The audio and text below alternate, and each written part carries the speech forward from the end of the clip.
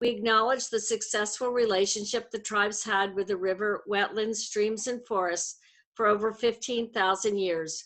We acknowledge the dredge materials that filled in their lakes, streams, and wetlands, and the consequent loss of food. We gather here today with a deep commitment to honor this history, its people, and the landscape. With this acknowledgement, we commit to the healing and restoration of this stretch of river situated on the confluence of the Columbia and Willamette Rivers. We are called to tell this history honestly and with a deep commitment to racial healing. Michael, do you want me to go right into the history? Yes, if we can do just a brief history of. Yeah, I'm just going to do a brief history. So my name is Sarah, and I became kind of a fan of the history of this area. I lived in the area for over 30 years, drove by the tanks, and never for 1 minute thought about who lived there before or what the landscape was like. When we think about the tank farms, we often think about just the tanks that we see. But in fact, the structure is at least 350 tanks, both above and below the ground. It's a 400-mile Olympic pipeline and all the connecting pipes. It's thousands of tank trains that move through and sit in Linnton, and numerous tank trucks that go up and down the highways, as well as barges. When you think about the hub, I'm just going to ask you to imagine what it was like. We know that it was a busy place when the tribes were there. They have said, just think of it as a busy place where people were gathering food, camping, having permanent villages, ceremony, and relationships. It was never an empty piece of land. It was always a working waterfront. We all know that there's the story of Lewis and Clark coming to that area. What we might not know is that right across from Linnton was the site where more than likely the first Black man came into the Portland Harbor. That site, nor is the village that he visited acknowledged in any way. We know that the land was then stolen from the tribes and was given to people who came from all over the United States and the world in large tracts of land, 350 for a single man, and if he was married, she also got 350. We know that in that time, the Linnton area where the CEI hub was settled mostly by immigrant communities.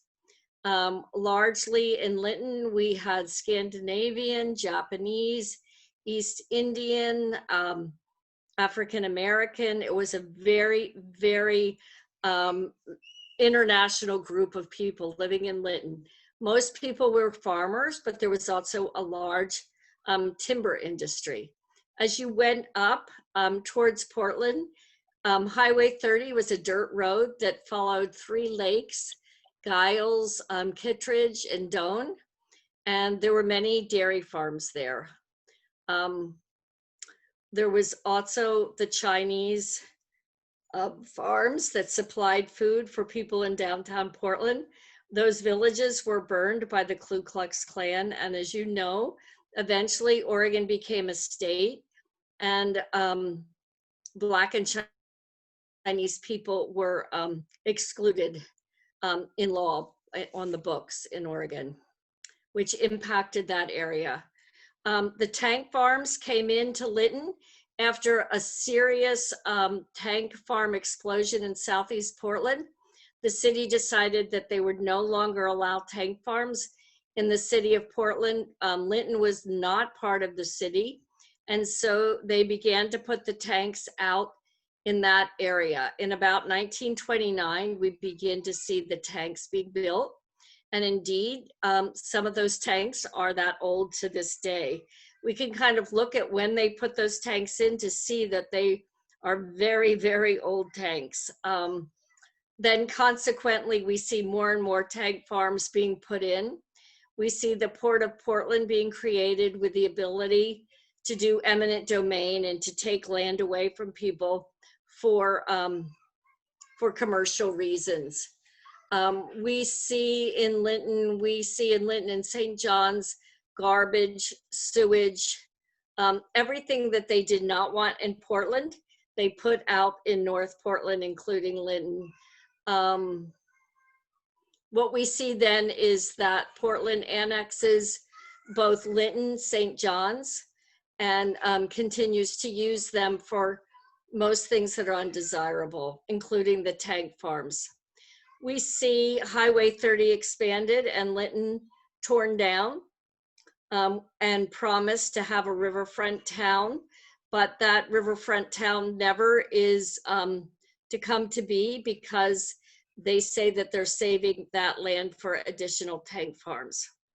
A few years ago, Linnton asked for a playground to be rebuilt on a piece of land that was given to them for their children, and that was denied, because just was denied. In the last comprehensive plan, the town of Linnton was taken out of all of the maps. We know that these tanks, 350 at least, have been written about, documented, researched by many, many groups. And everyone acknowledges that when the river was made into an international seaport, that they dredged the river, and that dredge was put on the banks of the river as infill along with garbage, and that the tanks were built on that infill. Now, I would like to say that Portland is 100 miles from the sea. So it is a seaport 100 miles from the sea, even though there were many other competing sites, Vancouver, Longview, many other sites that made more sense. But the people who were ambitious in Portland really wanted Portland to be an international seaport. And much of the problems we are now having with the Superfund and with this hub stems back to the fact that they tried to take a small, shallow river that floods and is also pretty shallow in the summer and turn that into an international seaport. What we're seeing now is that a lot of the seaport activity is moving to the Columbia River, but leaving behind a Superfund and a CEI hub. So that has a strong roots. Well, I think that's about the framework of the history. Northwest Natural is a big part of the history of the CEI hub. Way back in the 1800s. I don't know what happened to me. Sarah, I'm coming back, I think. I can still hear you. We can still hear you. Oh, okay. Here I am. Way back in the 1800s, Northwest Natural made gas from coal, and then they started to import gas, first from California, from the Southwest, eventually from Canada and Montana and Wyoming.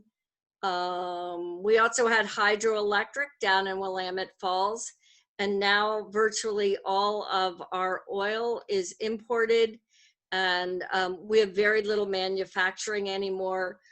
Fossil fuels took over a predominant wheat and timber and agricultural port, and turned it pretty much into an import-export port. And that Portland Harbor that we're talking about is predominantly a fossil fuel port. Not entirely by any means. We obviously have Toyota and other businesses as well. But anyway, I have put Michael's gonna put the timeline in the chat. If you are a historian, please feel free to look at it critically and say, Sarah, that's not true. But if you look at that, you'll see a lot more dates and a lot more information. But that's kind of a little bit of grounding you in the area that we're going to talk about tonight. Any questions?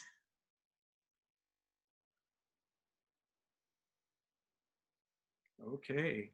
All right. Well, thanks, Sarah. Thanks for that that great introduction and history of the critical energy infrastructure hub. Really appreciate that. And I will I will try to put that on in the chat, but it's a Google Doc, so I may have to create a put it onto our website, and then folks can go there and see it. But Okay. yeah, I don't think I can actually put it into the chat here because it's a Google document. I don't know if everyone here has permission or access to it, so but we'll figure that out here shortly. Without any further ado, we're going to go ahead and jump into our discussion tonight with Commissioner Jayapal and Jonah and Caleb and Lauren.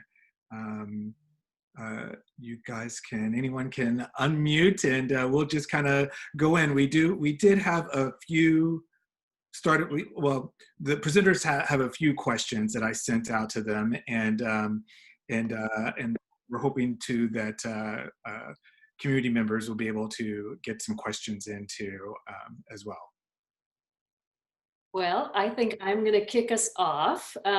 So I just want to start by thanking you, Michael and Doug and everybody else for inviting us and giving us this chance to meet you and to talk about these really important issues. I want to thank Sarah for that really beautiful land acknowledgement and say that I so appreciated the fact that it was tailored to the work that you're doing. I think that makes it even more meaningful, and also want to appreciate that art project. It's really, really, really lovely. So thank you. Many, many, many gratitudes. Let me quickly introduce myself. I'm Sushila Jayapal. I am your Multnomah County Commissioner for District 2. And it sounds as if you already know where District 2 is. That's one of the reasons you invited me. But for those who don't know, it's north and northeast Portland.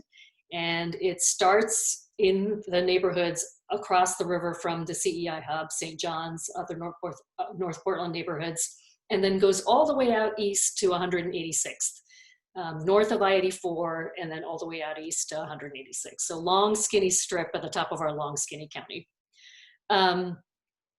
You know, I'm going to really introduce the subject. I think I'm going to talk about Multnomah County's role in the work around risk assessment around the CEI hubs. And then John is going to talk more about the city's role in that as well. So Sarah gave us that wonderful history of the land and of the hub.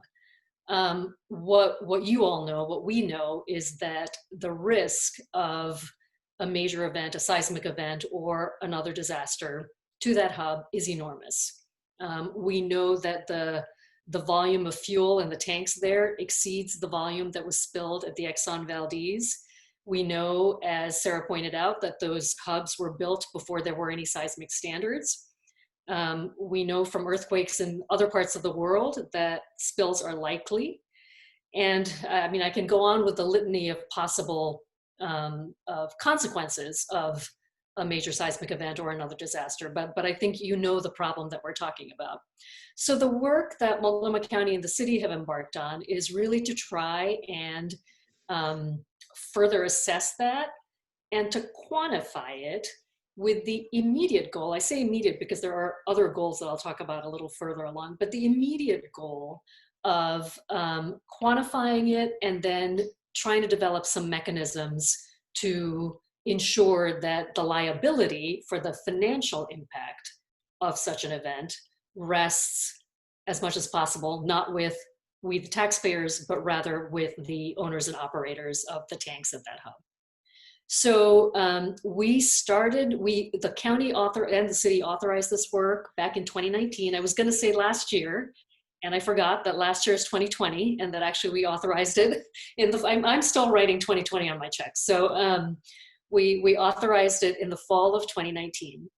And what we have done is to commission a study. Eco Northwest is going to be conducting the study, issuing the report, doing the analysis. I would divide them up into 4 components for the work of the study. The first piece, and this is the phase we're in right now, is an engineering analysis. So this is really the technical piece of looking at that infrastructure, looking at ways that in which it would fail, looking at where a spill would likely go, looking at the magnitude of the spill, those sorts of things. It's an engineering analysis, and that's the phase that we're in right now. The next component is some community engagement, and I'll talk a little bit more about that. Then there's the piece around quantification of the risk, assigning a number to this thing that we know is a really big thing. And then there's that analysis of mechanisms to reduce that risk and to reallocate it, essentially.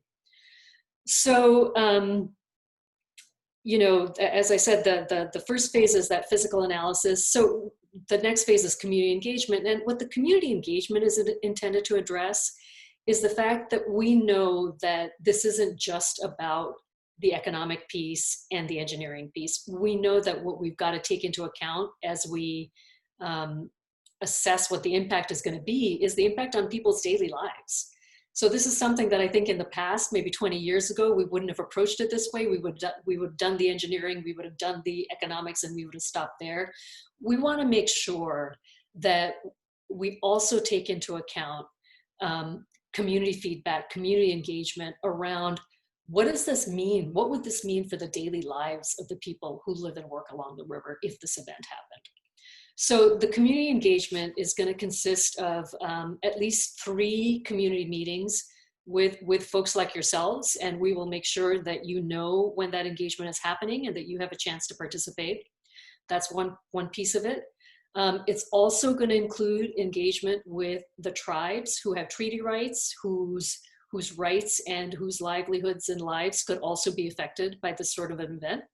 And then we're also going to engage with our downstream partners or downriver partners. So, you know, communities all the way to Astoria, because again, we know that this isn't just a Portland event. It's a much bigger event than that. So as I said, at least 3 public meetings, soliciting input from local residents, adjacent jurisdictions, regulatory agencies. And then we're going to take all of that information, the engineering information, as well as the input from community, and use that to quantify the risk that we're talking about. After that, the last piece will be the analysis of mechanisms that we could use to reallocate the risk. And I think I've heard people use the phrase risk bonding. That's one potential mechanism. And the idea there is to require owner operators to essentially set aside a sum of money that bonds, it's an insurance concept, that bonds against the financial cost of an event like this. So the report will include an analysis of that sort of a mechanism, as well as whether there are any other mechanisms out there. So I want to, you know, I'm going to wrap up in a second, but I want to acknowledge that no amount of quantification, of backstopping, of insuring against the financial consequences of an event like this is adequate to really encompass what the impacts would be. I mean, we would be talking about lives lost. We would be talking about livelihood. So I want to make sure that as we talk about the economic piece, which is really, really significant, that we're acknowledging that that's just one component of the impacts of something like this. And that if all we do is deal with financial risk, we haven't done our jobs. That really, really ultimately what we want this to lead to is a way to reduce the risk of it happening at all. And there are any number of ways in which that could play out, but one possibility that we're hopeful about is that as we go down this road, quantifying risk, thinking about avenues to shift the risk to the owner operators, that it creates some incentive for them to also address the underlying problems, i.e. upgrade these facilities seismically, move them, so creating some sort of incentive aside from a purely regulatory incentive for them to actually reduce the underlying risk, not just the financial risk, if that makes sense. So I'm really hopeful. I think, I don't think any of us want to suggest that this study is the ultimate solution, but I'm hopeful that it puts us on a path to getting to at least amelioration, if not solutions. I think it's something that the city and county are completely aligned on. And so I'm really, really happy. I think we're all really pleased that we've been able to work together on this. And I think with that, I'm gonna turn it over to Jana for the next step. Thank you so much, Commissioner Jayapal. I have to start by thanking you, Michael Pouncil and the community advisory group for inviting me to be here, and I'm just very honored, of course, to share time with Commissioner Jayapal, and I'm very grateful for her leadership and the county's leadership on this issue, because it is, I think it is it's a one that comes to the attention of folks who live in Linnton and in North Portland more often, but truly it's an issue that affects the entire city, the county, and really the whole state, because this is infrastructure where folks that live close by bear the risk, but the infrastructure serves everyone all over Oregon. For myself, I work at the City of Portland Bureau of Emergency Management, where my title is Planning, Policy, and Community Programs Manager. So a lot of my job is about assessing risks and mitigating those risks, so reducing our exposure, and then also I work on response planning, and also thinking about how this residents and the city can be strong partners, so that we do our part to keep people safe, and we also teach people how to be prepared and be safe at home through our community outreach programs and volunteer programs. It also means I just spend a ton of time thinking about sort of what's the worst that could happen? Like, you know, my job is like, what could go wrong? And that leads me to spend a ton of time thinking about the CEI hub, unfortunately, because that is like the place in our city and state where it's like, oh, so much could go wrong, right? And I probably don't have to like list all the risks for this group, because obviously many are residents of the area and are engaged in this kind of work through the community advisory group. But I think Commissioner Jayapal outlined, it's almost impossible to overstate the tremendous risk that we face in the CEI hub, because we do have a 25 to 30% likelihood of a catastrophic Cascadia subduction zone earthquake in the next 50 years. That's pretty likely, and it's 100% likely that it will happen eventually. And were that to occur, it's a place where, because there are no refineries anywhere in the state of Oregon, and 100% of our liquid fuel is imported, all our diesel, all our gas, all our jet fuel, all comes into the state, and more than 90% of it comes to the CEI hub, either in a pipeline or in a boat. So it's such a concentration of risk there, where there's liquefiable soils and it's kind of turned to quicksand in an earthquake, and where the tanks are as old as, you know, the 1920s, which is super old for that type of infrastructure. So the risk there's really good. I mean, really big, not good. From the standpoint of the city, we're supporting the study on our part by working to, with the consultants to pull together all the data we can have to tell that part of the story, the engineering part of the story, fire marshal data, building permit data, soil borings, case studies from other places, to sort of try and figure out what would happen. And then we hope to bring that information to bear, to think about what our role as a city can be also in ameliorating that risk. We're grateful for the county's leadership on the sort of topic of insurance and risk bonding. And I think a hope there is that when we look at the tremendous impacts that an incident could have, it started to make, we always hear, oh, retrofits are too expensive. And we sort of, we recognize the cost of doing nothing, then maybe the cost of doing something will not seem so insurmountable. So that's an approach which we support. And then from the city's standpoint, the place where we have sort of legal opportunity to influence is through the things that we control, which is the building code and in land use.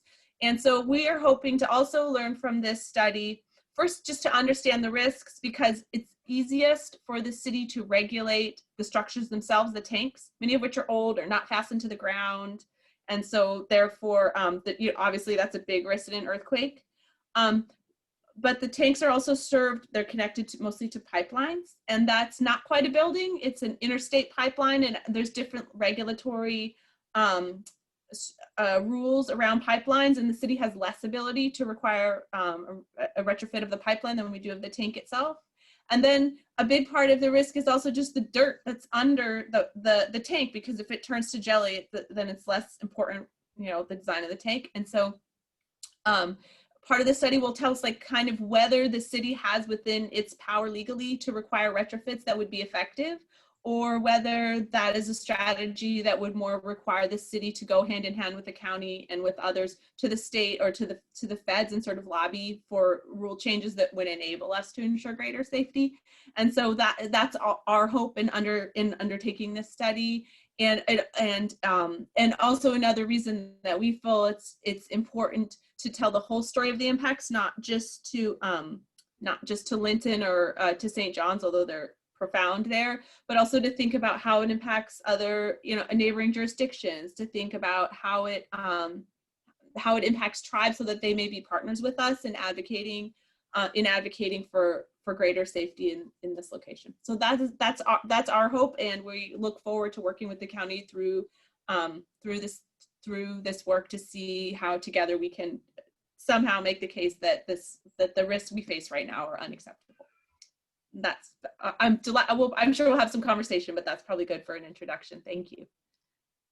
Yes, thank you so much. Thank you, Jonah. Thank you, Commissioner Jayapal. So if folks have questions, you can either put them into the chat or you can unmute yourself. But we do have one question that's in the chat, and we appreciate your time, Commissioner Jayapal. I do know that you have another engagement this evening, so we were going to make the best use of our time with you as possible, and don't be shy if you have to exit. We totally understand. But one question was, how are the owners and operators contributing to the planning and addressing the risk now? Well, I'll jump in with the short answer, and Jonna may have a longer answer. The short answer is in terms of contributing, for example, to the costs of the study or the planning for the study, this really is at this point a city and county effort.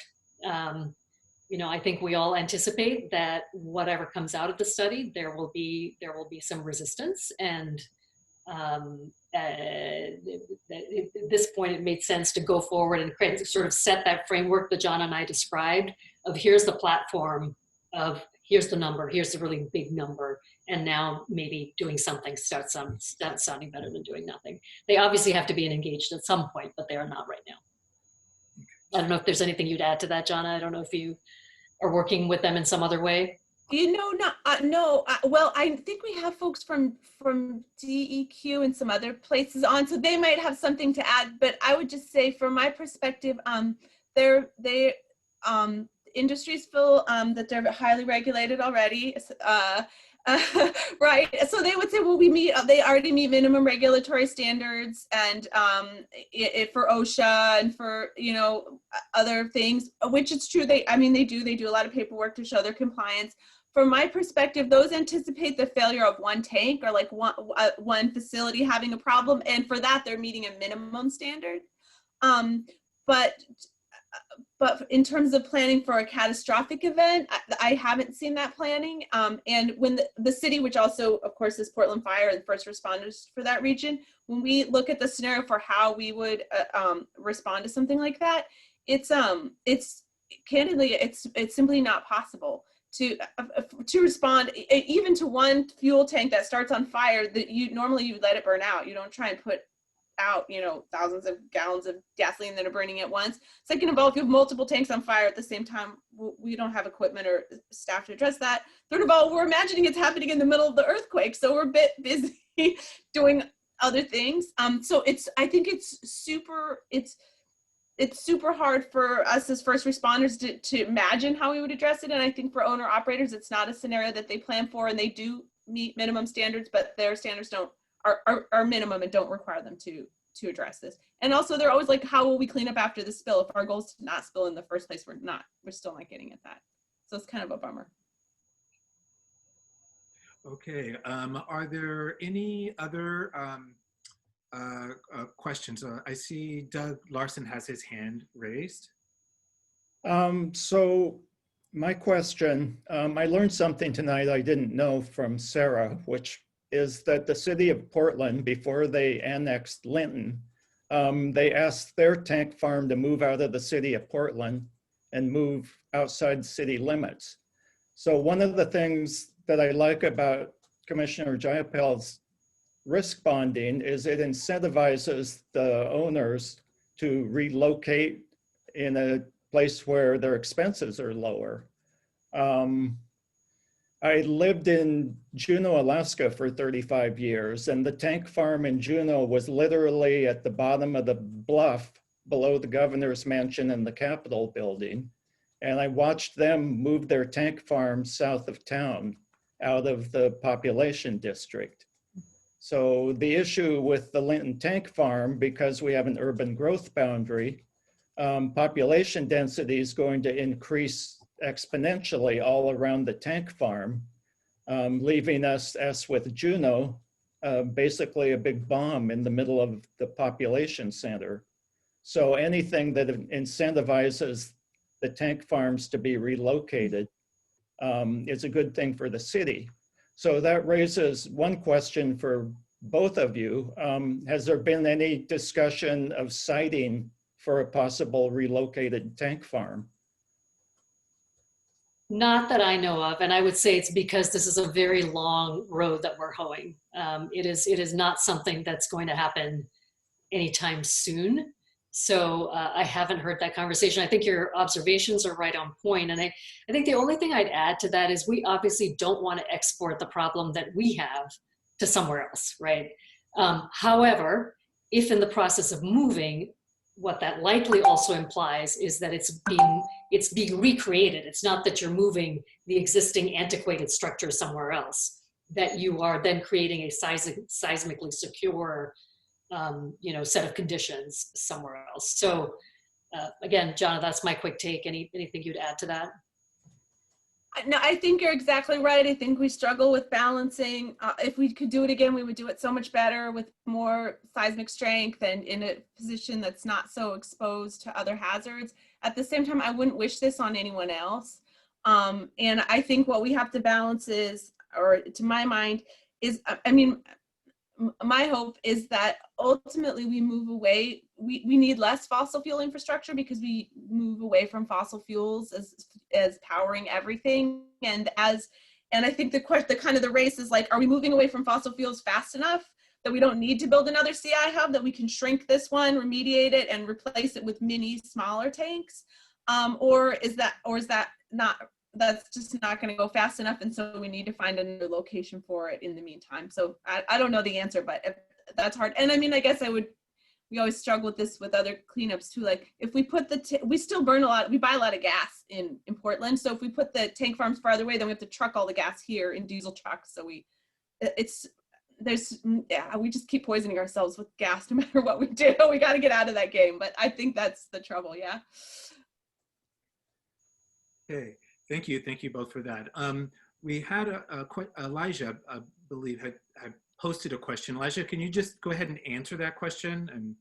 Yeah, I'll just paraphrase it, but I wanted to just sort of ask about how this work on the risk bonds is translating into planning documents and into sort of the way specifically PBEM is sort of working with maybe BPS or BDS to really plan out that change. Because I imagine too that there's questions of where you get funding and federal funding or state funding and maybe even lobbying opportunities, and just wondering what the conversation looks like about how that translates into the future of the CEI hub and sort of those conversations. Oh, that's a land use question for the city maybe. So I'll jump in briefly. Many here may know that the city did pass fossil fuel zoning. It's been tied up in the courts, but I think it's been like 3 years since it was passed by the city council. So the CI hub cannot expand. It's anticipated there's no more tanks that will be built there. But I think so that sort of first plan is like stop growing the problem. But I think you're right that what I don't see is a vision for what is the future of the CEI hub when we're in our post fossil fuel economy, or when we're retrofitting the tanks and we're getting rid of a lot of small and risky ones, and hopefully going to new, smaller ones. I'll defer to others here that are more knowledgeable, but I would say if something's been a tank farm for 100 years, it's probably needs huge environmental remediation when it's decommissioned. And I don't know that we've started planning for that, but we probably need to. I think it's also so much better to move towards something than away from something. So maybe if we had a vision for what the CI Hub could be besides the Superfund site, then or dangerous place, then that would be. I think we need that vision, but I don't think we have it yet. So maybe that'll be maybe some here are involved in that already. I'd be delighted. Thank you for that. Okay, it looks like we have Barbara. I see your hand is raised there. Would you want to unmute yourself? And Can you hear me? yes, great. Thank you. Okay. Yeah, my question is this. Okay, we have that infrastructure built on what we know is basically fill sand, very, very dangerous. So waiting for the conditions to be right, for a vision for something beyond fossil fuel, and hopefully a vision for something positive and so forth. We know it's a disaster waiting to happen, and we know lives will be lost. There will be lives in North Portland and Northwest Portland. And we know that the river will be pretty much destroyed. Okay, given all those facts, what legally can this community do now to press upon these owners that this is unacceptable risk? I mean, discussing it as unacceptable risk and how we can mitigate it and so forth and slowly move towards something better is all very nice, but it's unacceptable risk right now. So it needs to change, and there needs to be some kind of legal avenue that this community can take, because it's our lives. It's not their lives, it's our lives and our river. And there has to be something more we can do. I want to see a better plan, a stronger plan, something with teeth. Can we do that? How can we do that? That's my question. Thanks, Barbara. Anyone want to take on that there? Oh, I love that question. No, that's right. Go. That's strong. Because yikes. Okay, 50 years from now, that's great for my kiddos, but what about me? I think that's a very fair question. I think that and it's not going to go as fast as anybody wants, for sure. I think I'm hopeful that the study we're doing now is helping us get started in that direction, because I feel like we've talked for decades about like, this is so terrible, it's really risky, things are going to go wrong, but we've never tried to be very quantitative about it and really, even though intuitively we all look at that and we're like, yeah, that's going to go bad. But we're like, well, how much fuel? How much is it going to cost? Where is it going to go? And I think having that data can provide information, as I said, for the city to say, okay, look, this is an unacceptable outcome, so therefore we have to act now. If we find legally it's one of their powers, and if it's not, I think it's the residents and the city and county going together to whoever legally has the power, which may be the state and maybe the feds, to advocate on that. I mean, I think knowledge is power, so I think this data can also empower communities or individual residents to take action on it. But I think that what we're doing now is a good first step, because it lets us be really quantitative and specific about what our demands are going to be. Yeah, I think that's exactly right, Barbara. I appreciate your impatience. You are completely correct, and I think the study is not just a good first step. I think it's sort of an essential first step. I just don't.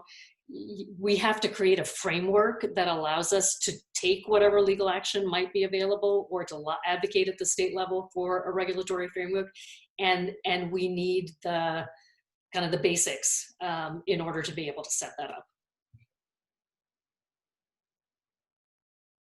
Okay, I see Doris. It looks like Doris has her hand raised. So I have a question. I guess this would be to Jana. Since this is a leaking legacy pipeline built in the early 60s, does the city have any control over having to make them replace it? It's delightful to see you, Doris. We haven't connected in a while, but I thought that was you. Yes, unfortunately and frustratingly, we've consulted our own city attorneys and independent attorneys on this. In terms of the pipeline itself, no, and bizarrely, perhaps it's a constitutional issue because that pipeline carries a material of interstate commerce, and interstate commerce constitutionally must be regulated by the federal government. Now, we've tried to say, like, well, what about the little pipe that goes from the pipeline to individual tanks? Like, is that ours? Yes, exactly how you're shaking your head, John Shaw. That is what we got told, is like, well, if it's a little pipe off the big pipe, it's still really like interstate commerce. I don't love that answer. I'm not an attorney, but that's exactly why why the city hasn't done anything for it. And also because it does require, like, if we just retrofit it to the city limits, which is the limits of our authority, then where does it end up? Like the middle of the Columbia River, and then that, like, it needs to get, the project needs to be bigger than the city of Portland. So we're totally struggling with that. Thanks. Okay. And Barbara, you didn't have another question, did you? I see your hand is up. Are you done with your questions there? It looks like. No, like I don't have another question. Okay, I all right. think I forgot to put my hand down. No worries, no worries. Were there any more questions? We'll probably take maybe 2 more questions. And if I miss your hand, please unmute yourself and you can just ask your question directly. I see Jackie Calder, you have your hand raised there. Please unmute yourself and ask your question, Jackie. Oh, you have to unmute. Unmute, Jackie. Okay. Let me see if I can. Uh-oh. Doesn't. There. Now can you hear me? Yes, there you are. Great. Hi, everyone. Thank you for offering this platform. I see things in 5 steps. I see the study. I see the risk assessment. I see that you've recognized the financial need of bonding. I hear you talk about retrofitting, but I'm with Doug and I'm with Barbara. I think those tanks need to be moved. If you were to ask yourself, and I'm not asking me, everybody ask yourself, what's the worst possible place you can put 350 tanks? Where would you put it? Where's the worst possible place? In the middle of population, and that's where they sit. My only suggestion, and I think procrastination has to end, they have to be moved. I'm sorry, retrofitting isn't acceptable. I don't think an earthquake will, I don't think you could retrofit something well enough to handle an earthquake. And whether we have to get gas from Eastern Oregon, I picture moving all the tanks to like Eastern Oregon adjacent to the Columbia, where there's access to both highways and the river, the Columbia River, which would be a better port anyway. But anyway, my point would be if we moved it to Eastern Oregon, then I think it'd be safer, whether or not we had to truck gas over here or not. And again, I'll ask my question. If you were to pick the worst place possible to put 350 tanks, where would it be? Thank you. I think you won't get any argument from any of us about what the answer to that is. I appreciate the comment. I think we have to start moving towards moving them. And the faster we identify that and not procrastinate, I think the faster we're facing reality. I know fossil fuels are struggling. I know they're having a hard time, and those people need, as far as I'm concerned, Northwest Gas and all the oil companies need to start converting to modern, more energy methods, convert them to wind, convert them to water, whatever, and retrain all their people, but move those tanks to a safe place. Thank you, Jackie. Thank you so much. Thank you. How do I unmute?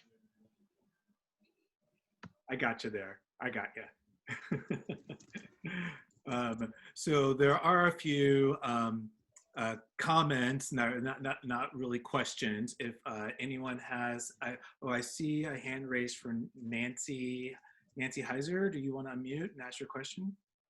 Yes, hello. I don't think my camera's on. That's okay.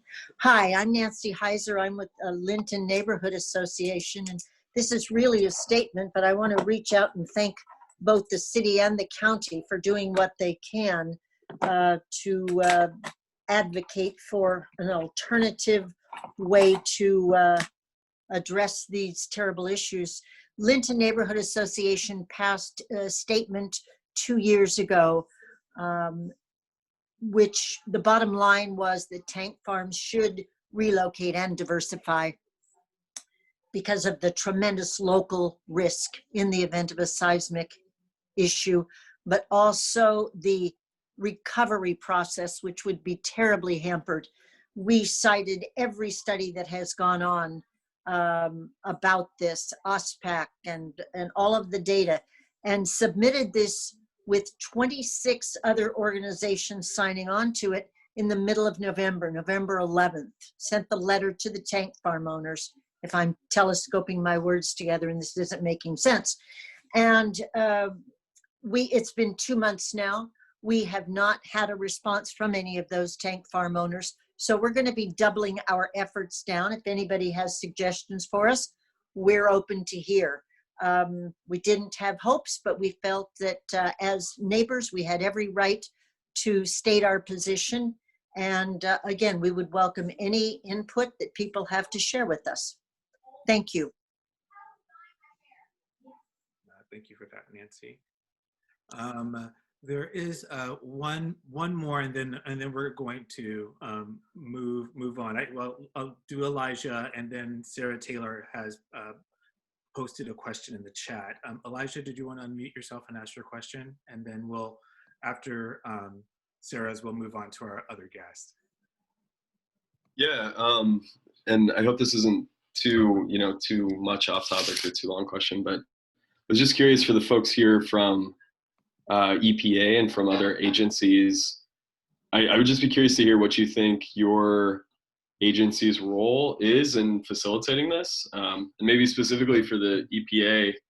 Sorry to call you out, but I'm just curious what kind of sort of assistance the EPA might be able to give, considering that EPA monitors the oil spilled, or the potential for oil spill in those tanks. Well, EPA can answer that now, or they can answer it when they come to they're going to be talking here in just a few moments after we leave, Commissioner Jayapal and Jonah. Yeah, sorry about that. I totally jumped the gun. But Sarah Taylor had one question. She was wanting to know about data on empty, like how many of the tanks are empty versus how many are full.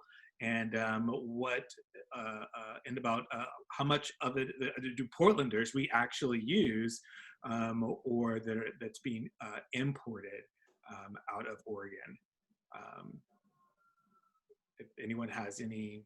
I would be, City of Portland did a study about 18 months ago with Portland State University to try and get at that first question about how the tanks are used. It's hard to know because the tanks, they're used for different things at different times of year, and they're and they're more or less used depending on the time of year. Like in the summer driving season, when more people are traveling, there's more tanks that are full than otherwise. But my sense is there's a maintenance cost to them, so all of them are used at least a little bit, or they would be decommissioned for that money. So they're all in use at some point during the year. And then, yeah, it's jet fuel, heating oil, lubricating oils. There's a lot of kind of obscure petroleum products that are used for industrial purposes that are stored there, but the majority of it is gas, diesel, and then jet fuel. And actually all of it's consumed in Oregon. Because there's no refineries in Oregon, so we have to import 100% of our fuel from other states. California, Washington, and Idaho all have refineries of their own, and gas is kind of cheaper in all those states than it is in Oregon. So the fuel we bring to Oregon, we just use here. We don't import it here and then export it someplace else. It gets trucked around the state. It gets trucked around the state from there. And perhaps interestingly, there's about a week's worth of fuel for the state in the CEI hub on average. And filling stations in the Portland area usually have 3 to 4 days worth of fuel in their tanks. And then every 3 or 4 days, they get a shipment from the CEI hub. And then the CEI hub refills itself every week, just on average. Okay, great. Thank you for that there. Appreciate that. I think that's we're gonna stop there. And it would be great if, Jonah, I don't know if you have to leave. I know that Commissioner Jayapal has to take off. So if Jonah, you could stick around, that'd be great. Commissioner Jayapal, thank you so much. And we really appreciate you taking out the time to join us tonight. And we hope that you can be a guest of ours again in the near future as well. We wish you, your family the best under these trying times, and just know that you're in our thoughts. Thank you so much. And again, thank you. Well, thank you first for the work that you all do and for your advocacy. I so appreciate it. I hear the passion and really, really appreciate it. So thank you for giving me this chance to meet you and speak a little bit with you. And I look forward to coming back again another time. Good night. Okay, and so with that there, we're going to jump into our next two guests, and that will be Caleb Schaefer with EPA and Lauren Wurtis with DEQ. And I'll just let you guys kind of go for it. Well, I'm happy to start, Michael. My name is Caleb Schaefer. I'm with the Environmental Protection Agency, and I'm in the Superfund program in the agency. And I am the lead for the team that's working to clean up the Portland Harbor Superfund site. You know, when it comes to the tank farms, I'll speak a little bit about what our role is. I'd also encourage folks, we actually at a very recent CAG meeting, one of my colleagues came in that's involved in the program that conducts inspections of these tanks farms, and he gave a very thorough presentation. We have that on our website, and we can also provide that. That goes into a lot of detail. But I will kind of touch upon some of that and what our role is. And EPA, as the federal government, you know, we don't get involved in land use planning, so we don't have the authority to move existing facilities like these tank farms. Our role really comes down to spill prevention and planning and inspections regarding integrity. And so we do require, we have a set of regulations under both the Clean Water Act and a set of regulations that's called the Spill Prevention Control and Countermeasure regulations. And really what's required under those regulations is that oil storage facilities where, you know, like these, where there could be a spill that could threaten a waterway, like the Willamette River, must prepare and implement spill prevention plans. And so these types of plans really kind of look at what a potential release would look like and a spill would look like, and ensure that there are measures in place to prevent that. So those are things like providing secondary containment to try and contain a spill, conducting routine inspections of equipment, conducting maintenance of equipment and maintaining maintenance records, and then training to prevent spills and to respond to spills for facility personnel. And so this planning effort is really the tool that we have using our authority to ensure or try and prevent spills from these types of facilities. You know, we also have an inspection program ourselves, and we do go out and inspect facilities ourselves. You know, we didn't, initially these were all built, you know, as was mentioned previously, quite some time ago. So we don't regulate whether or not during the initial construction of these tanks they can withstand earthquakes. But we look at current maintenance and inspections and inspection records when we do something like an inspection, to make sure that they're following these regulations. And if those regulations aren't followed, there are potential enforcement and penalty implications if they aren't being followed. You know, some of these facilities have to conduct training and drills, and it's really not just the federal regulations and regulators, but that type of regulation also occurs at the state level and the local level too, because obviously there are requirements at each of those levels that these facilities would have to follow. You know, if there is a release from one of these facilities, and there is something like a large seismic event, an earthquake where there was a release, what that would look like is FEMA would typically be the agency that would take the lead for the disaster mitigation work. And often EPA, as well as the US Coast Guard, would work under FEMA, handling things like oil spill response and hazardous materials response. And we have folks that we call on-scene coordinators within the EPA, and they do emergency response, any sort of emergency response release. They're often deployed. They're working side by side, often with the state and local entities to address that spill. So that's kind of what the structure would look like if there were a release from one of these facilities. And we talked about some examples of where this has occurred in that presentation that we did at one of the previous CAG meetings. So that really kind of summarizes what our role is. And it really, again, it's getting back to kind of prevention and planning and inspection of the facilities. And again, I'd encourage folks to kind of look at that presentation. It has a lot more detail. There's a link to that presentation in the chat.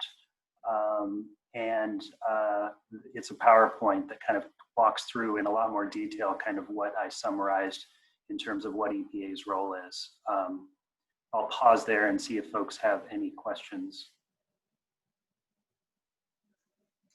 Okay, Elijah, was your question answered through that introduction there with Caleb? Or?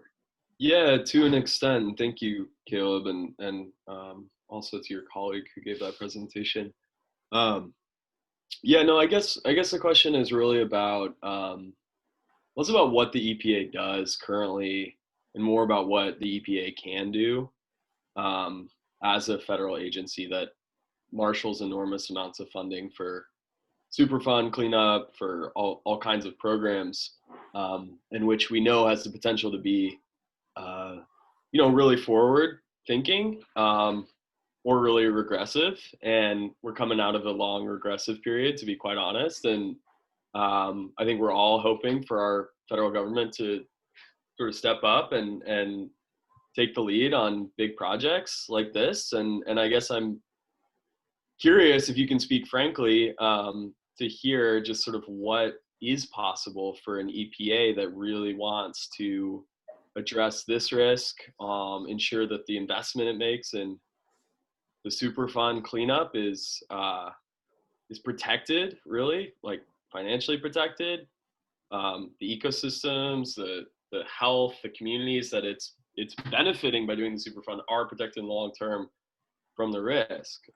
So just kind of curious about like maybe thinking outside of what the here and now into the what's possible with the EPA.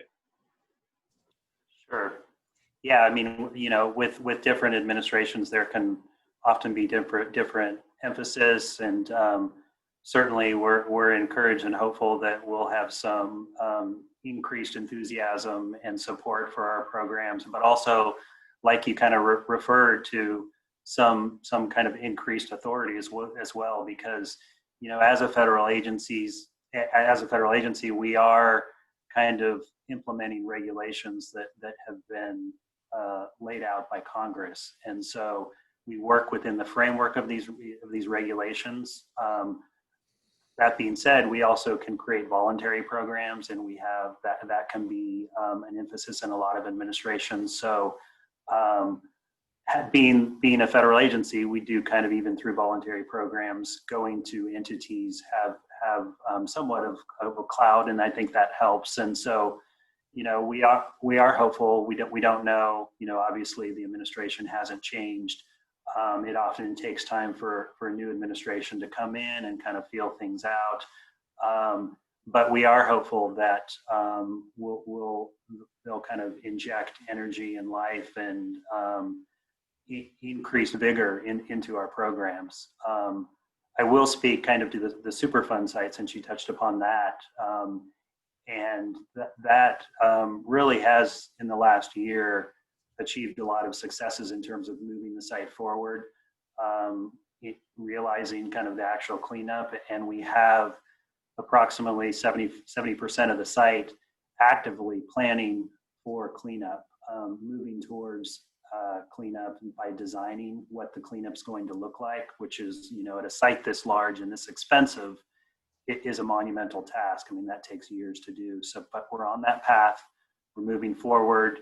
We're committed to actually moving the entire site forward. And so that's been a result really of getting parties that caused the pollution, the responsible parties, to step up and to do the cleanup, which we then primarily oversee in most of these areas. And so, you know, the support and the cost for that cleanup, that burden is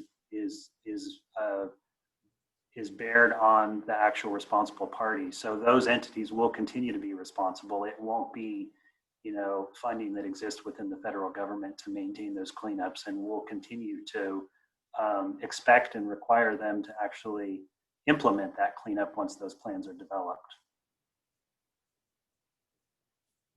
Okay, thanks for that there. Before we go on to another question, let's go ahead and bring Lauren Wurtis with DEQ into the conversation, and then we can ask some questions of both of our guests. Great, thanks so much, Michael. And yeah, I really appreciate you inviting me here tonight.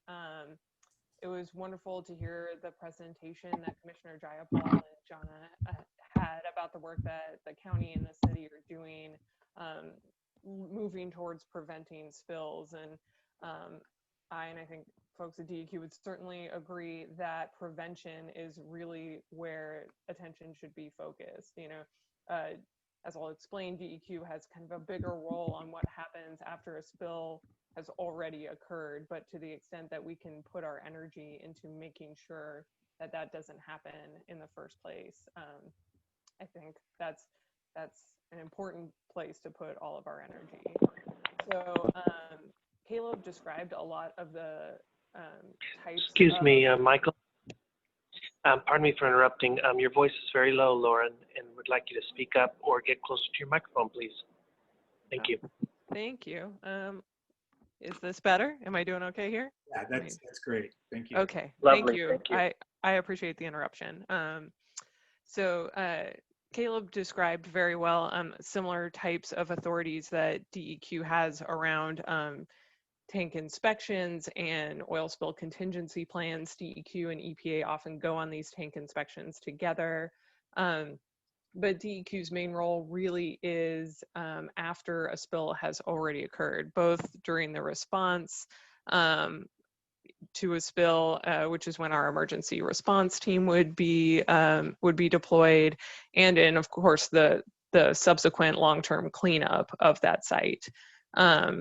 And so this ends up being, you know, somewhat separate from DEQ's role within Portland Harbor, while of course many of these folks are responsible parties. And DEQ's lead in things like source control means that DEQ is responsible for addressing existing sources of contamination from upland sites that may get into the river, so that when, you know, we do the in-water cleanup, or when EPA does, there isn't a source recontaminating the river. But source control doesn't give DEQ jurisdiction to or jurisdiction over the operations or siting of oil tank farms. Again, that it comes down largely to local planning regulations there. And I just want to reiterate the work that the county and the city are doing are great, and very supportive of all of that work. And to reiterate Commissioner Jayapal's point that having a basis of information that the study will provide to work from is going to be pretty foundational to what next moves are available to the state. Okay. All right. Just one quick, Nancy, I see that your hand is raised. You didn't have a question, did you? Okay, I'll lower that for you. All right. It looks like Doug Larson has a question there. So Lauren and Caleb both commented that EPA and DEQ collaborate on doing tank inspections. So I've got a couple questions around that. What my concern is, we had a dry summer last year, almost 5 months without any precipitation. And we saw Estacada was saved from catching fires by the grace of the wind stopping within a mile or two of the boundaries. So given how catastrophic and how fast that fire happened and how close the entire city of Portland came to catching fire, we saw the same thing coming down the gorge from the Eagle Creek fire a few years ago. So what I'm trying to find out, I've received conflicting stories about how summer heat expanding the volume of the tanks pushes gases out of the tanks into the atmosphere. And some people tell me that a lot of the tanks just vent to open air, and others that there are devices installed on the tanks to scrub the volatiles out of the emissions. If Forest Park catches fire and that comes roaring down the hillside in the manner of the fires we saw last summer, what keeps those tanks from catching fire and exploding? Is there any contingency planning for something that is fairly new in our awareness? Most of what you do revolves around leakage and earthquakes. So maybe either one of you. My other question is, how many inspections do the two of you do in a year out of 350 tanks? That's a great question. I can definitely, in terms of the number of inspections, I personally would have to ask our emergency response staff since they go on those. But to your question about vapors, I know that vapor control systems are in place on tanks which have volatile vapors. And this is regulated as part of DEQ's air quality program. And so we can describe more about that, but that's sort of the contingency that's in place. I can't necessarily speculate and say, if God forbid Forest Park were to catch fire, what would happen at that point? I'm sure, as someone who I was deployed for 2.5 months, both doing communications work during the fires and the debris work that DEQ was involved in after the fire, and it's devastating. And I think what we all learned in September is that if you have wind like that and conditions that you haven't anticipated before or experienced, I know I'm from Oregon. I haven't heard of a fire on the coast like we saw before, and so I would really hate to imagine what could happen if Forest Park caught fire for a variety of reasons. But I certainly imagine, and from my experience working on the fires, I can only imagine that the strategy for fighting a fire that's anywhere near Forest Park would be to keep it as far as possible away from those oil tank farms, just knowing that as a point of ignition. So I don't know, So Caleb. the reports we got from the fires were the winds were jumping coals and ash half mile or a mile in front of the flames. So that's a pretty narrow margin for error with the tank farms. So you mentioned that DEQ primarily is responsible for what happens after an accident. Who exactly is responsible for preventing the accident in the first place? I mean, I don't, so I mean, I can find out more. Like I said, the air quality program is responsible for those vapors. I don't know that, yeah, I mean, so that's how we would prevent that particular issue of the vapors catching fire. But we can't, you know, manage if we get another wind event like we did before. We just can't manage the wind. That's what we discovered in this thing. We can't know when a wind event is going to happen like that. And as we saw, we were in a bit of a response mode. But there are mechanisms like, you know, those vapor control systems in place to make sure that those like fumes aren't sitting there and igniting, but that doesn't prevent fire from just traveling as it would in a wind event like that.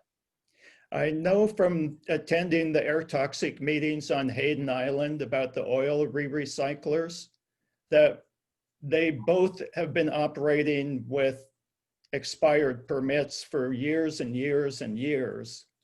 So it's not reassuring that the air toxic people, I know DEQ is way underfunded and way understaffed.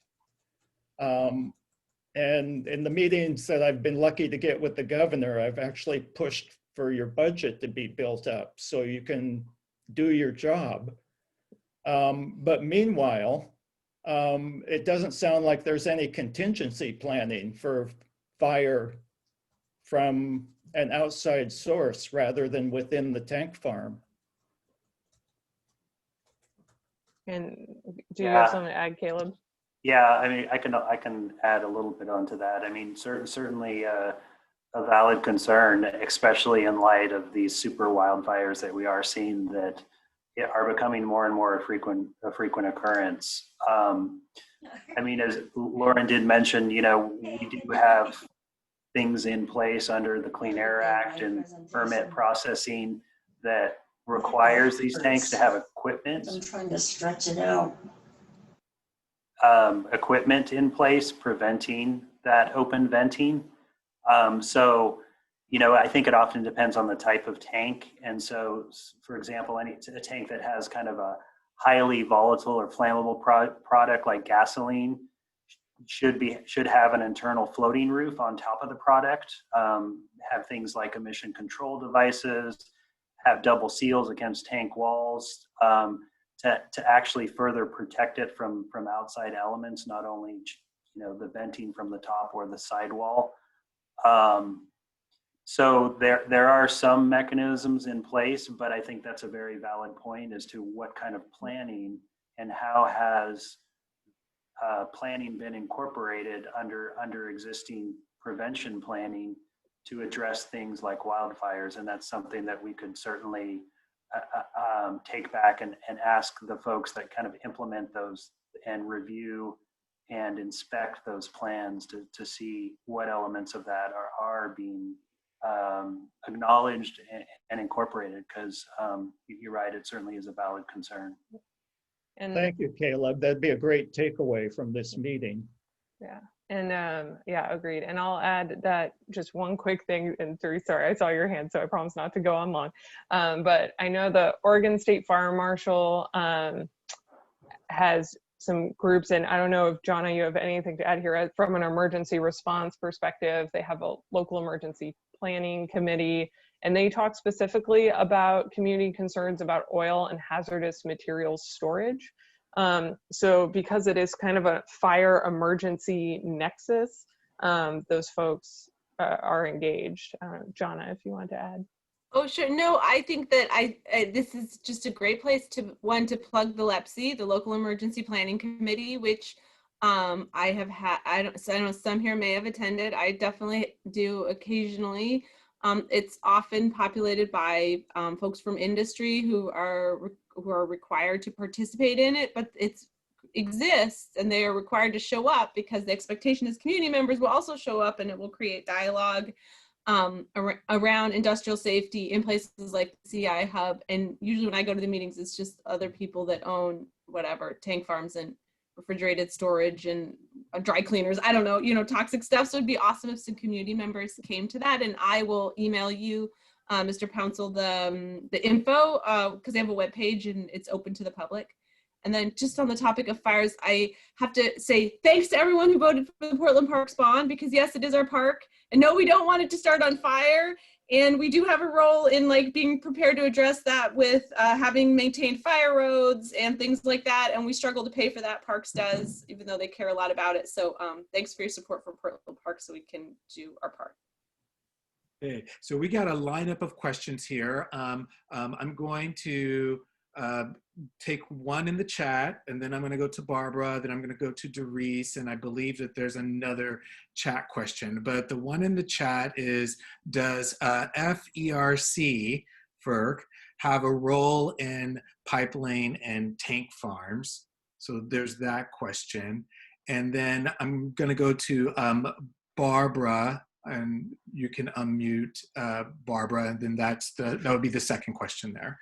And then we'll go to Doris. So if anyone want to take that chat question, that would be great.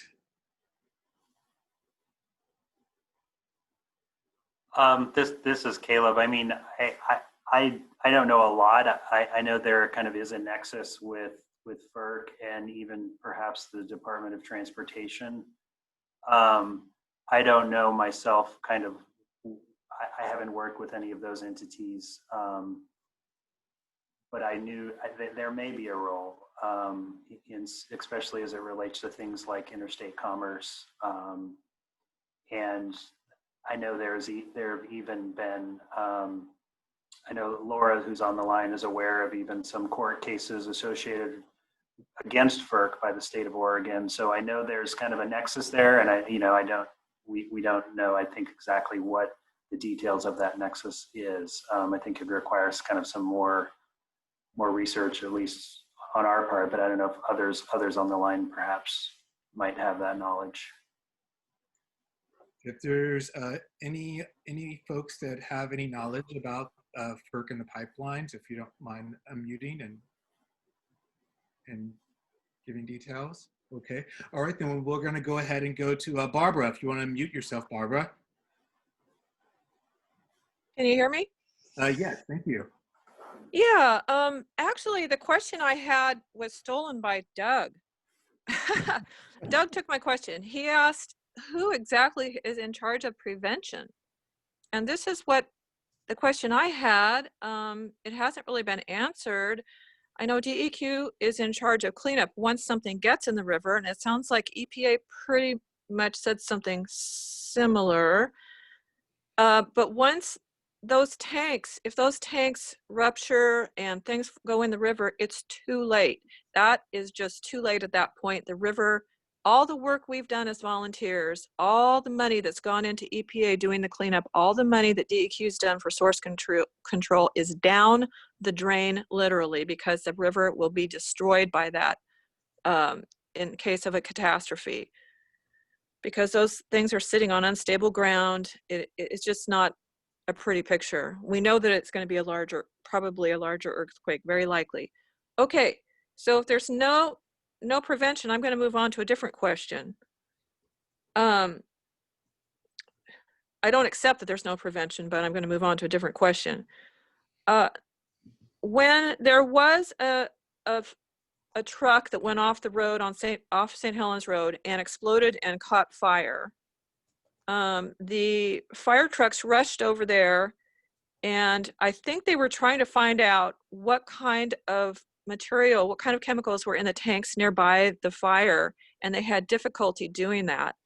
So who keeps track of what's in the tanks, and how do they communicate with emergency services to know what kind of chemicals they are dealing with?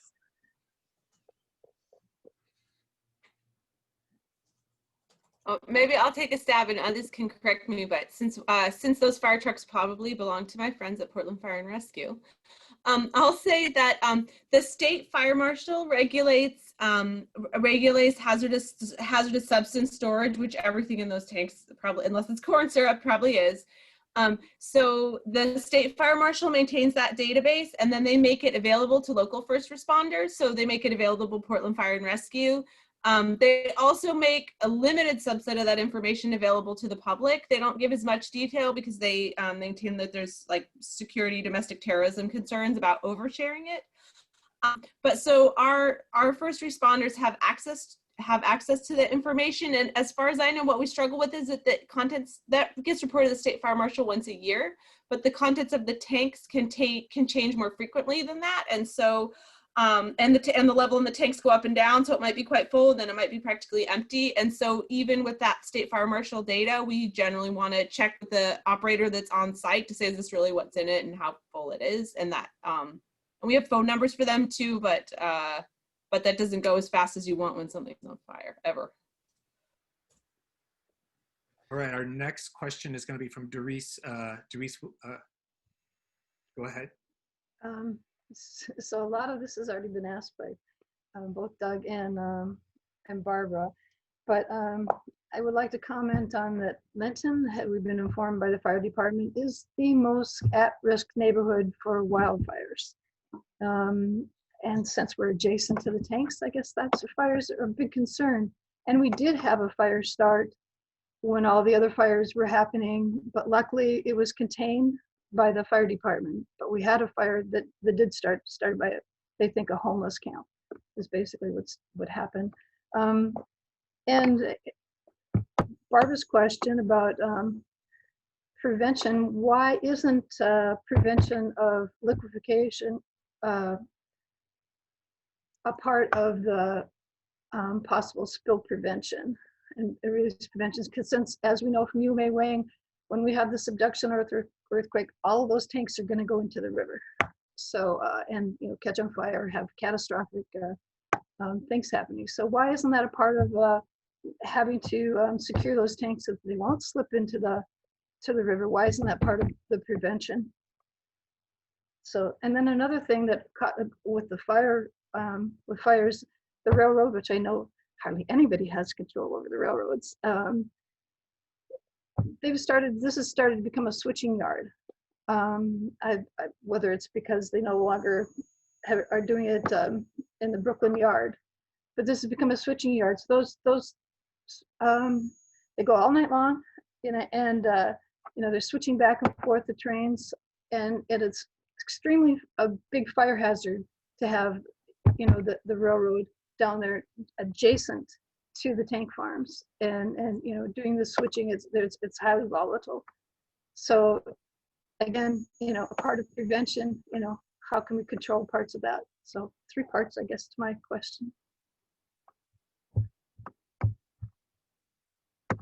Well, maybe I'll take a stab, or I'm going to get them in the wrong order, but maybe starting with the fuel, about the issue of prevention more broadly. So I think that what the city struggles with, and to a certain extent, or other agencies too, is that we try and get the safety in at the front end, right? So when the project is designed and permitted, then we review those plans and to ensure that it's a safe design. And what we struggle with, particularly in CI Hub, is that much of the infrastructure there was constructed before we even in some cases before we even issue building permits, and before we knew that there was a seismic risk here, and before we had the infrastructure in place that we have now.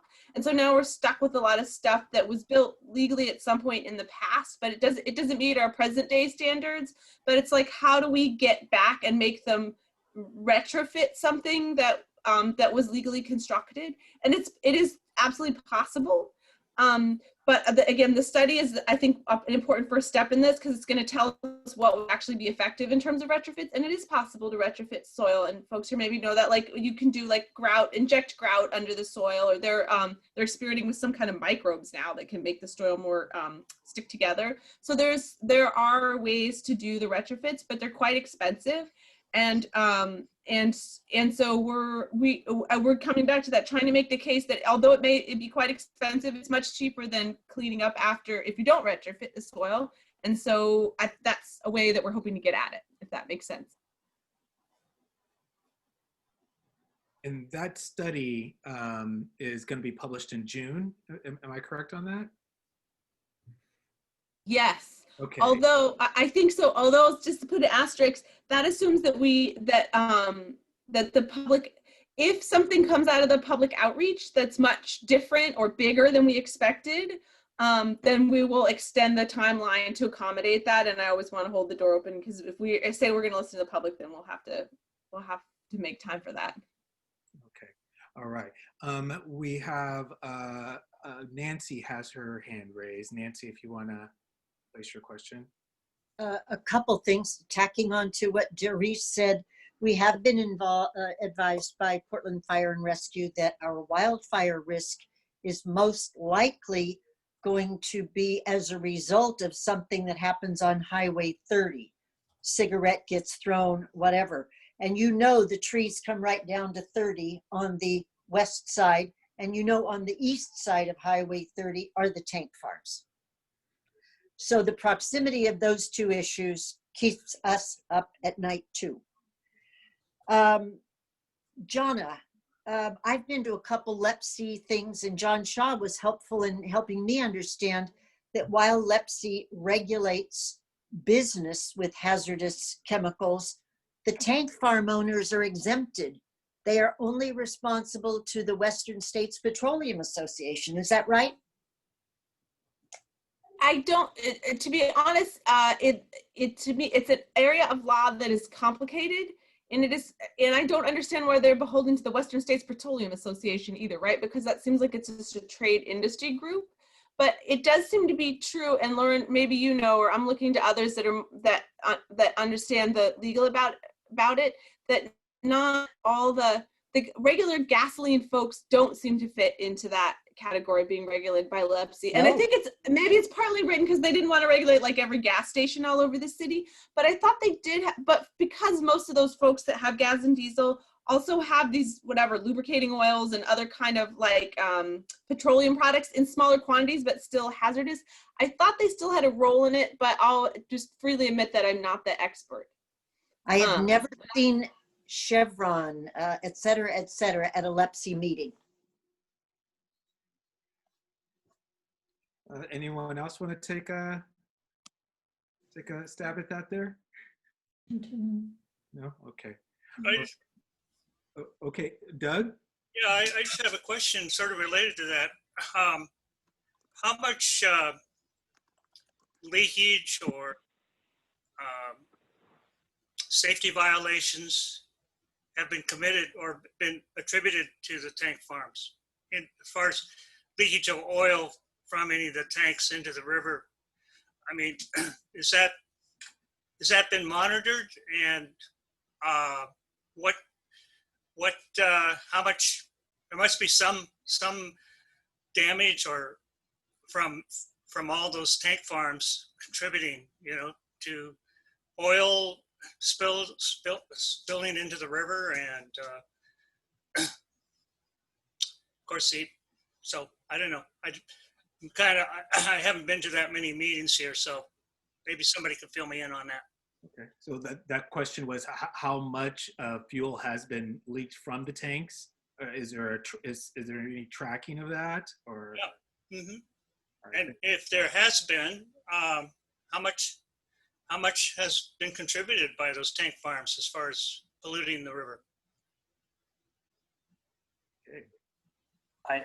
This is Caleb with the EPA. Whenever there's a release of a hazardous substance, there's a requirement to have it reported to it's called our National Spill Hotline, and it's a 1-800 number. And facilities are required by law to report to that, and we maintain records of that. We also, it's not just facilities that can report to that. It's a 1-800 number that anyone can call. I'm not aware of any recent release or spill associated with one of those facilities. It would likely, I'd be surprised if there was one very recently. But in looking at kind of the logs associated with the spills, which I believe, I'm not certain, is public information and can even is accessible, we could find that answer out.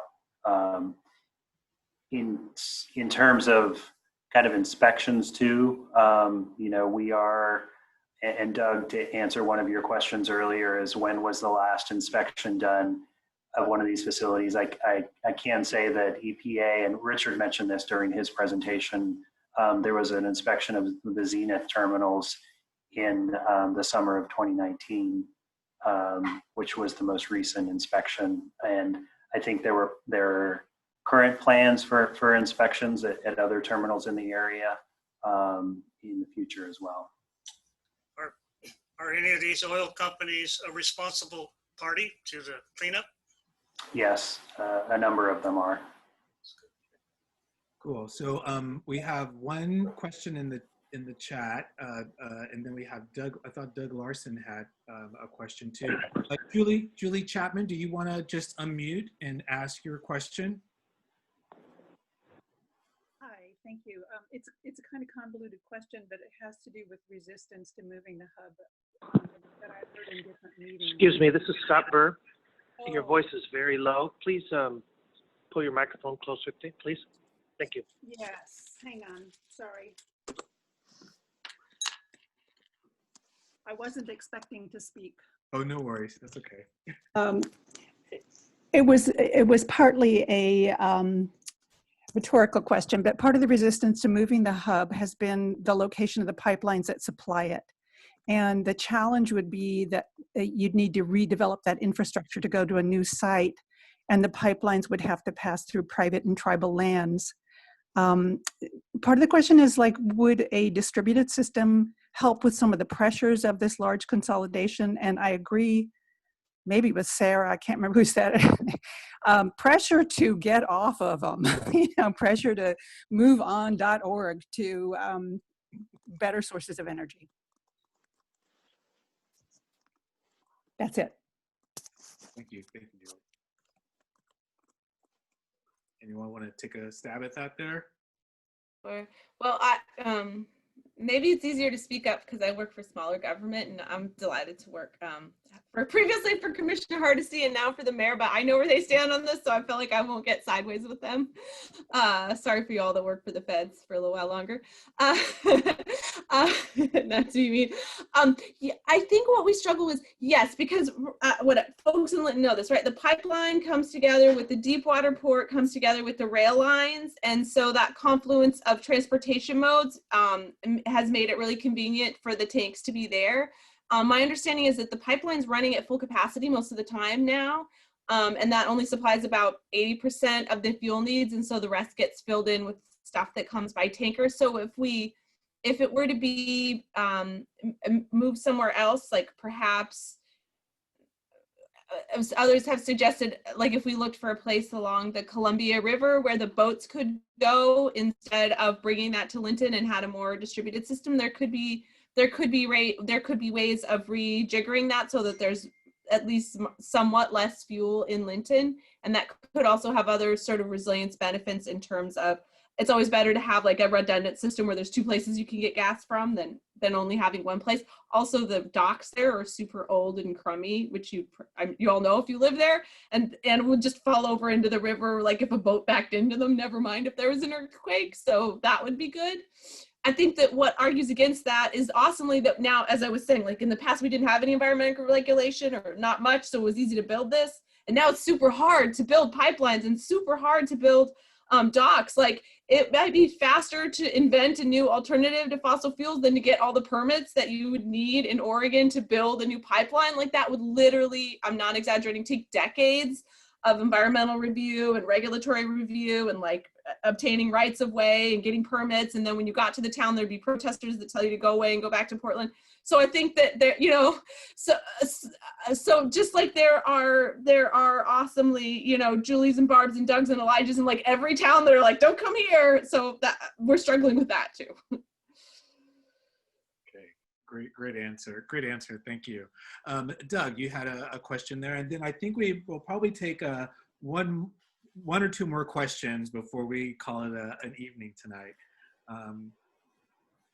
So this one is mostly for Caleb. I think Hunter is the project manager for the tank farms off Linnton.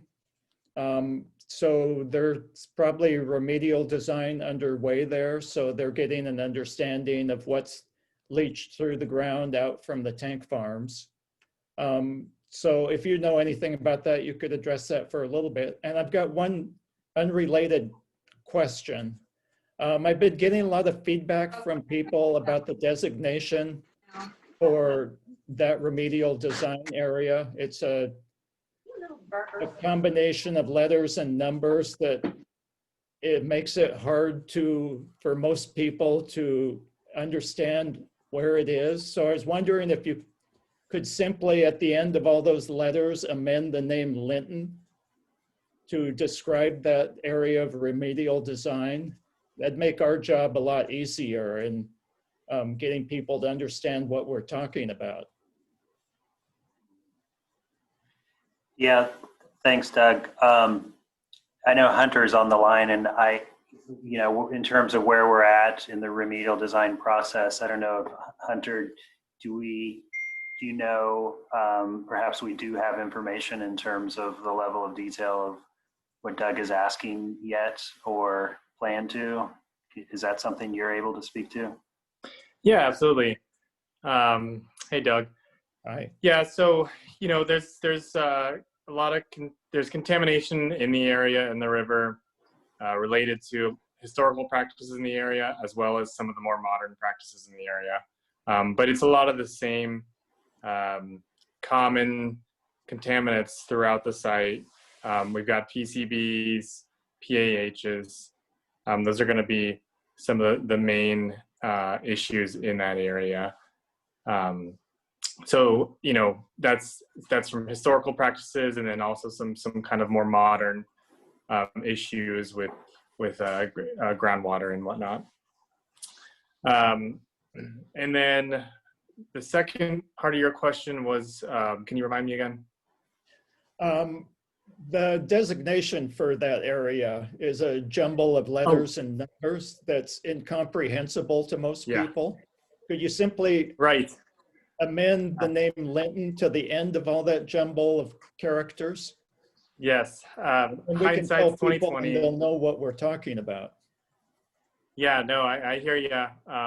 You know, in hindsight, there could have been a lot of different names used. But, you know, the ship has kind of sailed in some regards to it, just because all of our legal agreements are with the term B1A. But with keeping that in mind, we can work on amending some of our documents and a lot of our like public handouts in our communications, and kind of use perhaps some more indicators of the actual region where that is. Yeah, the informal stuff is really the only thing that matters to us. The legal documents can stay the same. Mm-hmm. Yeah, so we're definitely having conversations about that right now. Great, thanks. No problem. I'll just very quickly put a plug in too on an earlier item, just because it's something that people can do to actually get involved in this issue. And Jonah mentioned the local emergency planning committee a little earlier. There's also another group, and that's the Northwest Area Committee Regional Response Team. And this is a group that folks can join, and they're really focused on ensuring kind of a coordinated, supported, efficient effort of all different levels for responses. So the federal, the state, the tribal, local, and even international responses.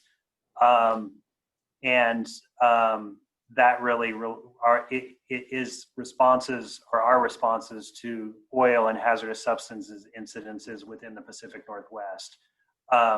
So that is something that is another kind of group that people can actually engage in and play a role in. And Laura's on the line from EPA, and folks can email Laura Newson and she can get them information if they're interested in that organization. But just another piece where folks can actually get involved in this nexus in addition to the committee that Jonah mentioned.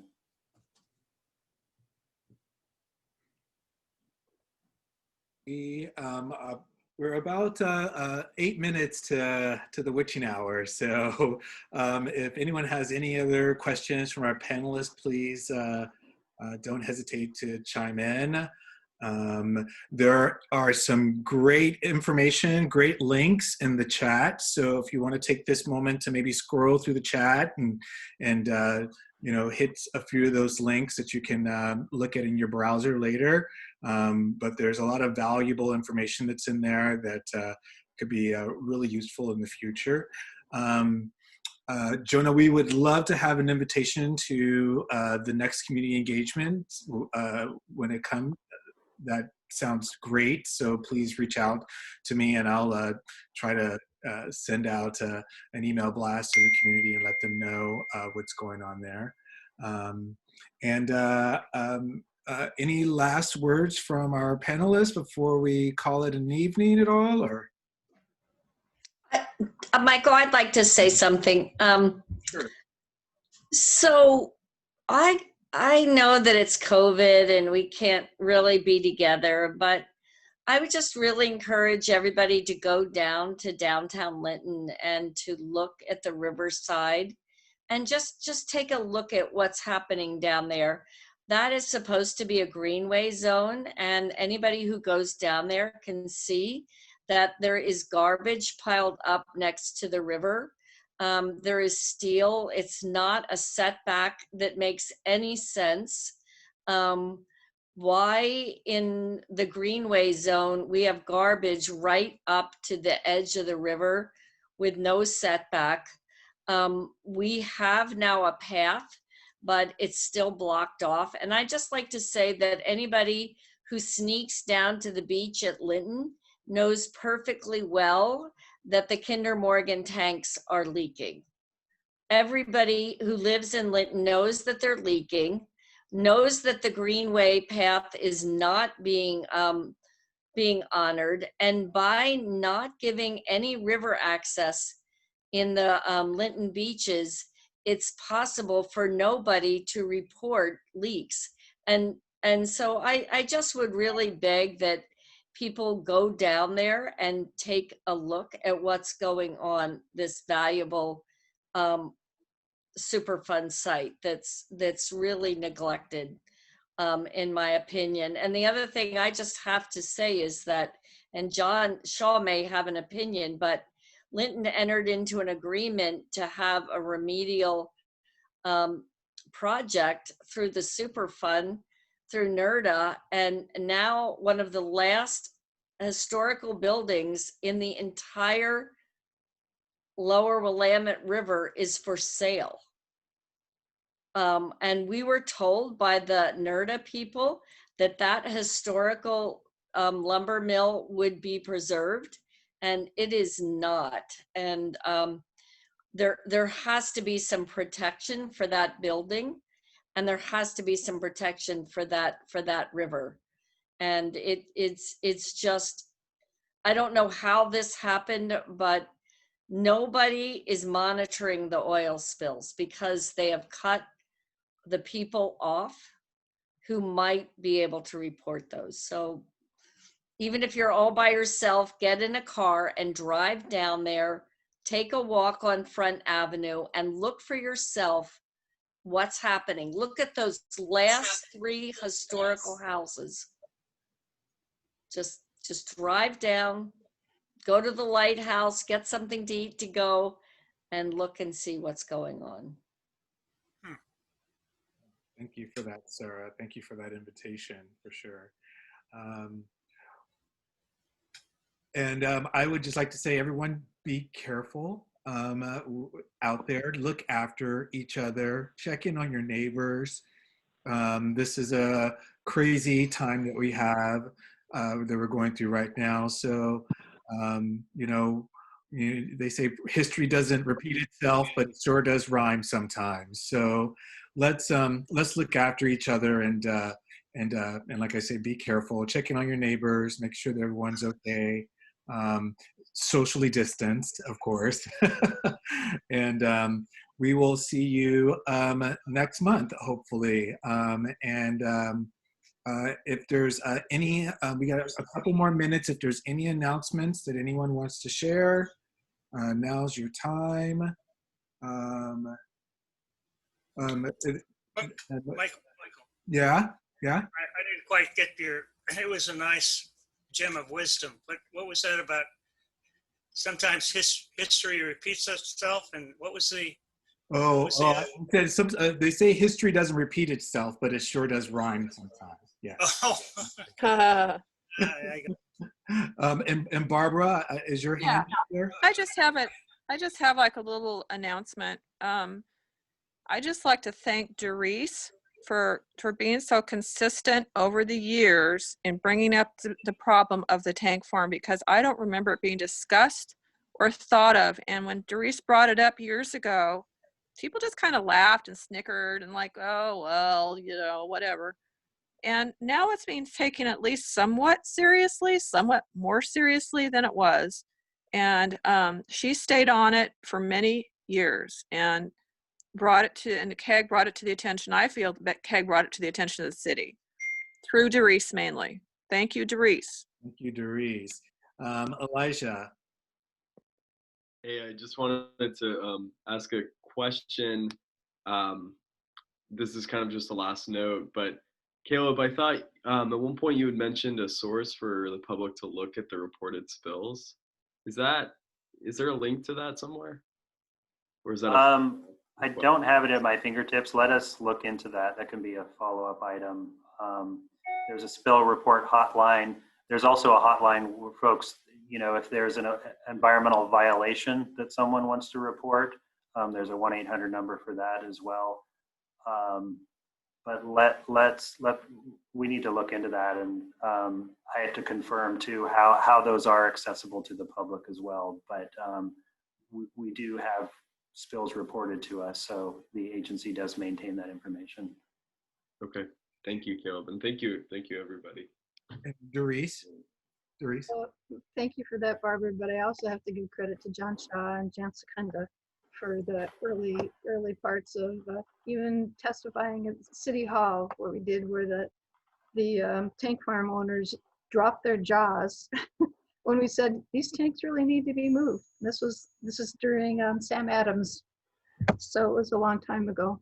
But I can't take sole credit for that. So thank you, though. Okay, all right.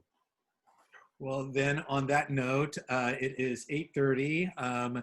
Thank you, panelists, for joining us tonight. This was great. We had great information. We're so super grateful that we have folks working for us to, you know, keep our community safe, informed, and we'll be looking to hear from you all in the near future. Thank you, Michael. Thanks so much. Good night. Good night, everyone. Thank you. Great job.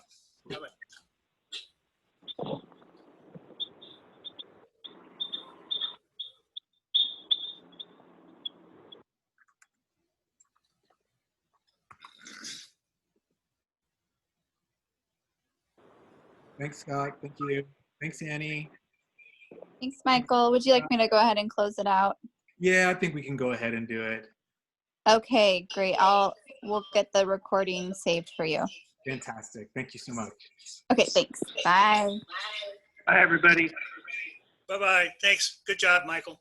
Thanks. Thank you. Thank you.